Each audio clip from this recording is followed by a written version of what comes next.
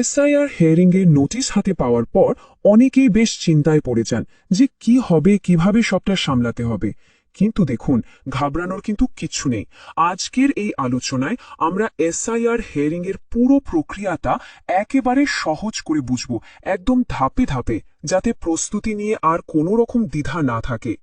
আচ্ছা, তাহলে চলুন দেখে নিই আজকে আমরা কি কি বিষয় নিয়ে কথা বলবো।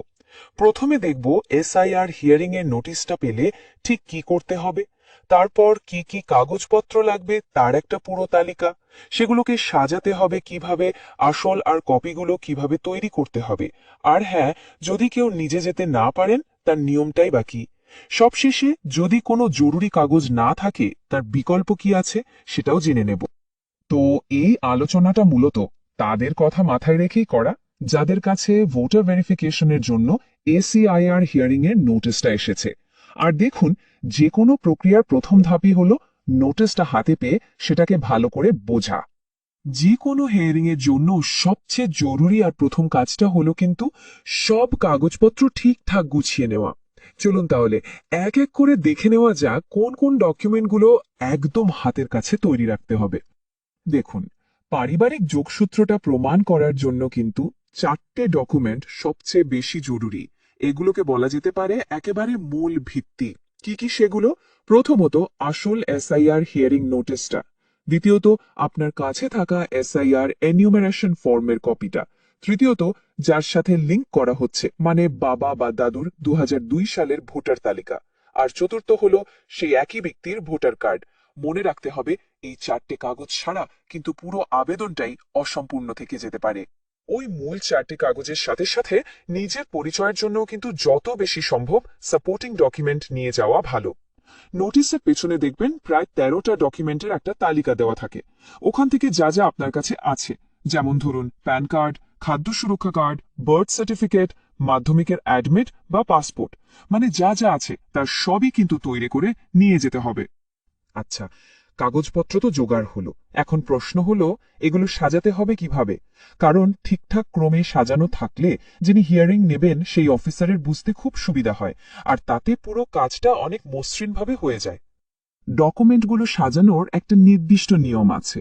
সবার উপরে থাকবে আসল নোটিশটা, ঠিক তার নিচে থাকবে এনিউমারেশন ফর্ম। এরপরে আসবে 2002 সালের ভোটার তালিকাটা, আর তার নিচেই থাকবে পূর্বপুরুষের ভোটার কার্ড। একদম শেষে আপনার বাকি যত ব্যক্তিগত সাপোর্টিং ডকুমেন্ট আছে সেগুলো সব একসাথে জুড়ে দিতে হবে। এইভাবে গুছিয়ে দিলে আধিকারিকদের পক্ষে সবটা মিলিয়ে দেখতে খুব সুবিধে হয়। আরেকটা খুব সাধারণ প্রশ্ন যেটা অনেকের মনেই আসে, সেটা হলো সইটা ঠিক কোথায় কোথায় করতে হবে। চলুন এই বিষয়টা নিয়ে আর কোনো রকম ভ্রান্তি না রেখে ব্যাপারটা একদম পরিষ্কার করে নিই। প্রথমেই আসি নোটিশটার কথায়। নোটিশের উপরে দুটো নির্দিষ্ট জায়গায় সই করতে হবে। আর হ্যাঁ, যার নামে নোটিশ, সইগুলো কিন্তু তাকেই করতে হবে। এবার আসি 2002 সালের ভোটার তালিকার কথায়। এখানে দুটো পাতায় সই লাগবে। এক, তালিকার প্রথম পাতায়, আর দুই, যে পাতায় পূর্বপুরুষের নামটা আছে সেই পাতায়। আর বাকি যত সাপোর্টিং ডকুমেন্ট আছে সেগুলোর প্রত্যেকটা জেরক্স কপির উপরে কিন্তু সেলফ অ্যাটেস্ট করতে হবে, মানে সই করে দিতে হবে, একটাও যেন বাদ না যায়। এই যে আসল আর ফটোকপিগুলো ঠিকঠাকভাবে তৈরি করে নিয়ে যাওয়া, এটা কিন্তু খুব জরুরি।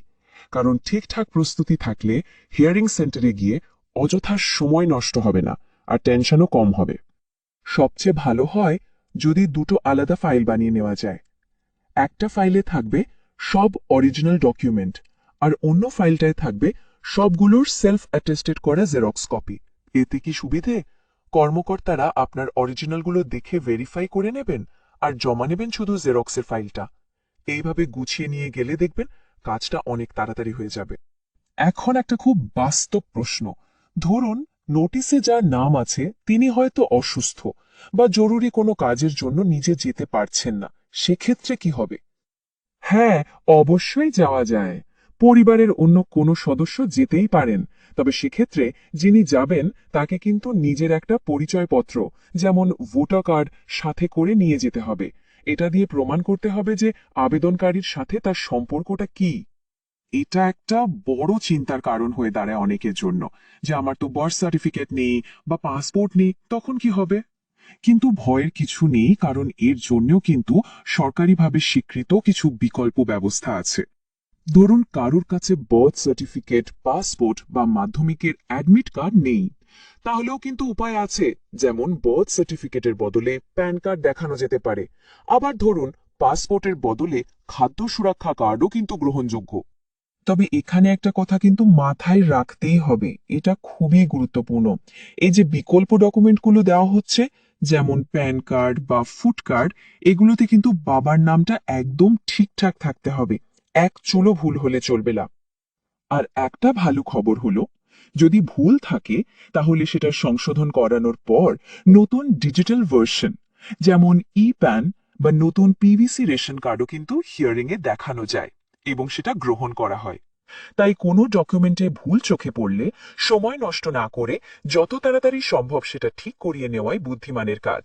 বেশ, সব কাগজপত্র জোগাড় হলো, সাজানো হলো, সইও করা হলো, কিন্তু হিয়ারিং এ যাওয়ার ঠিক আগে একটা শেষ মুহূর্তে চেকিং আছে, যেটা কিন্তু সবচেয়ে বেশি জরুরি। এটা ঠিকঠাক না করলে সব প্রস্তুতি বৃথা যেতে পারে। তাহলে সবশেষে সবচেয়ে গুরুত্বপূর্ণ কথাটা কি, সেটা হলো জমা দেওয়া প্রত্যেকটা ডকুমেন্টে বাবার নামের বানান যেন হুবহু এক থাকে, বানানে যেন কোনো ফারাক না হয়। কারণ যাচাই করার সময় কর্মকর্তারা কিন্তু এই বিষয়টার উপরেই